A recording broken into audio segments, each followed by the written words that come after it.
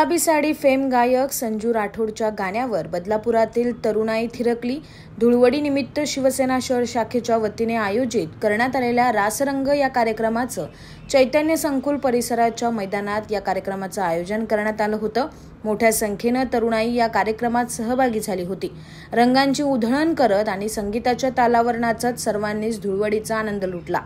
यावेळी संजू राठोडनं गुलाबी साडी, नऊवारी साडी आणि काळी बिंदी या गाण्यावर तरुणाईला थिरकण्यास भाग पाडलं।